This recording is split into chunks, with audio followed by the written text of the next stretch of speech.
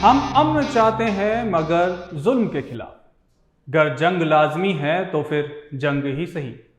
साहिर लुधियानवी साहब की ये लाइन इस वक्त दुनिया में चल रहे भूचाल पर एकदम सटीक बैठ रही है, क्योंकि हर कोई बात अमन की ज़रूर करता है, चाहे वो अमेरिका हो या रूस, चाहे ईरान हो या इजराइल। लेकिन आज सच यही है कि अमन सिर्फ ज़बानी जमाखर्च के अलावा और कुछ नहीं। और इसी कड़ी में आज हम बात करेंगे ईरान और अमेरिका के बीच के घमासान की। ईरान आज क्रांति की आग में जल रहा है, जहां लोग इस्लामिक रिपब्लिक के खामेनेई शासन को उखाड़ फेंकने के लिए सड़कों पर है। 2600 से ज्यादा लोगों की जान जा चुकी है और हजारों की संख्या में लोग घायल हुए। इस आंदोलन के बीच अमेरिकी राष्ट्रपति डोनाल्ड ट्रंप ईरान के supreme leader Ayatollah Ali Khamenei को लगातार हस्तक्षेप की धमकी देते दिखे, लेकिन अचानक ट्रंप ने ईरान पर हमला करने से मना कर दिया। फिर सवाल उठे कि ऐसा क्या हुआ जो ट्रंप के सुर नरम पड़ गए? क्या खामेनेई ने भी अपने हथियार अमेरिका को खत्म करने के लिए उठा लिए हैं? क्या खामेनेई ट्रंप को मादुरो की तरह उठा लाएंगे? तो चलिए इसके बारे में समझते हैं थोड़ा विस्तार से।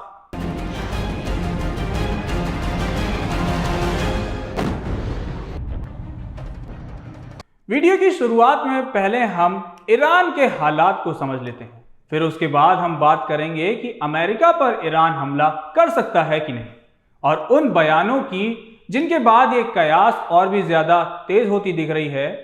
तो अब आपको बता दें कि ईरान में हालात बद से बदतर होते जा रहे हैं। इसका अंदाजा आप इसी से लगा लीजिए कि एक अंडा 1 लाख रुपए का मिल रहा है। आप जरा सोचिए, एक अंडा अगर 1 लाख रुपए का हो जाए और 1 लीटर दूध खरीदने के लिए 30,000 रुपए चुकाने पड़े तो जिंदगी कैसी होगी? ये कोई डरावनी फिल्म नहीं है, ये हकीकत है ईरान की। एक ऐसा देश जो तेल के समुद्र पर बैठा है, लेकिन आज उसके लोग पेट की आग में जल रहे हैं। ऐसे में सवाल यह है कि आखिर ईरान में ऐसा हुआ ही क्यों? जिस देश के पास तेल और गैस का भंडार है, वहां की अर्थव्यवस्था क्रैश कैसे हो गई? ईरान की करेंसी शून्य के करीब कैसे पहुंच गई? और करेंसी के गिरने के ईरान के लोग बेकाबू होकर सड़कों पर क्यों उतर आए? ईरान की गिरती व्यवस्था और कमजोर होती करेंसी ने महंगाई को चरम पर पहुंचा दिया है। ईरान की करेंसी रियाल फ्री फॉल ने ईरान में उबाल ला दिया है। लोगों का पैसा रातों रात कागज का टुकड़ा बन गया। ईरान में 1 कप चाय की कीमत 20,000 रियाल, 1 लीटर दूध 30,000 रियाल में बिक रहा है। 1 गिलास जूस के लिए आपको 50,000 रियाल खर्च करने पड़ रहे हैं। और रोजमर्रा की चीजें जैसे 1 किलो चीनी 80,000 रियाल, तो ब्रेड 50,000 रियाल में बिक रही है। जबकि हेयर कट के लिए आपको 1 लाख रियाल चुकाने होंगे। लेकिन ईरान की इस हालत का जिम्मेदार अमेरिका है, जिसके प्रतिबंधों के कारण वहां इतना बवाल मचा हुआ है। मगर इस सब के बावजूद ईरान हार नहीं मान रहा है। इसके पीछे क्या वजह है वो हम आपको वीडियो में आगे बताएंगे।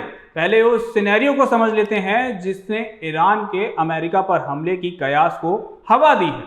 सबसे पहले आपको याद होगा जब ईरान में हिंसा भड़की तो ट्रंप खुलकर सामने आए और ये कहते दिखे कि प्रदर्शनकारियों पर खामेनेई ने हमला किया तो वो कूद पड़ेंगे। और इसमें वो अकेले नहीं थे, उनके साथ था उनका चहीता इजराइल। फिर सवाल उठने लगा कि ईरान को अमेरिका अपना कट्टर दुश्मन मानता है, ट्रंप उसके हितैषी कैसे हो गए? इसके पीछे का कारण साफ था, ईरान में सत्ता परिवर्तन करना जो अमेरिका के इशारे पर काम करे। और फिर ट्रंप का बयान आता है कि मदद आ रही है, प्रदर्शन जारी रखो, संस्थाओं पर कब्जा करने की भी बात कही गई, जिसने प्रदर्शन को और आग में भड़का दिया। और ये साफ हो गया कि वो ईरान पर हमला करने वाले हैं। लेकिन यहां आता है एक ऐसा ट्विस्ट जिसके बारे में किसी ने नहीं सोचा था। ट्रंप ने हमले से यू टर्न ले लिया और कहा कि अब वो ईरान पर हमला नहीं करेंगे। और इसके पीछे वजह रही पर्दे के पीछे चली एक जबरदस्त कूटनीति। इसमें सऊदी अरब, कतर, ओमान और मिस्र ने संकट मोचक की भूमिका निभाई और ट्रंप को ये समझाने की कोशिश की कि अभी हमला करना कितनी बड़ी गलती साबित हो सकती है, क्योंकि ईरान पहले ही धमकी दे चुका था कि अगर उस पर हमला हुआ तो उसके आसपास जितने भी देशों में अमेरिकी बेस है उन पर वो हमला कर देगा। और कहीं ना कहीं इस डर का असली कारण अमेरिकी बेस और तेल के कुएं ही थे। और इसके बाद अब आती है सबसे बड़ी वजह, जिसका खुलासा होते ही खामेनेई हमले को तैयार दिख रहे हैं। जब ये सबूत सामने आए कि ईरान में आग पाकिस्तान ने लगवाई है, तो खामेनेई ने पाकिस्तान को सबक सिखाने की कसम खा ली। ईरान के पूर्वी बॉर्डर पर जो सीधे पाकिस्तान से जुड़ता है, ईरान की एलिट मिलिट्री यूनिट IRGC ने गुप्त ऑपरेशन चलाया, जिसमें पकड़े गए संदिग्धों का कनेक्शन पाकिस्तान से निकला। यानी अमेरिका पाकिस्तान के एयरबेस का इस्तेमाल भी कर सकता है। अगर अंदरूनी बगावत फेल होती है तो अमेरिका पाकिस्तान एयरबेस का इस्तेमाल करके ईरान पर सीधा हमला कर सकता है। और ईरान का मानना है कि पाकिस्तान ने अमेरिका को खुश करने के लिए इस्लामिक भाईचारे को ताक पर रख दिया। अब जब पूरा काला चिट्ठा सामने आ चुका है तो खामेनेई पाकिस्तान को छोड़ने तो नहीं वाले हैं। और जब अमेरिका इतना कुछ करने की सोच रहा है तो खामेनेई चुप कैसे बैठ सकते हैं? क्योंकि भले ही ईरान के पास परमाणु बम ना हो, लेकिन उस सब के बावजूद वो किसी से डरता नहीं है। और इसके पीछे वो वजह है जिसके बारे में हमने वीडियो के स्टार्टिंग में बात की थी। तो चलिए अब उनके बारे में बात कर लेते हैं। क्योंकि दुनिया अक्सर ईरान को सिर्फ एक तेल उत्पादक देश के तौर पर देखती है, जिसे अमेरिकी प्रतिबंधों ने जकड़ रखा है, लेकिन हकीकत इससे बिल्कुल उलट है।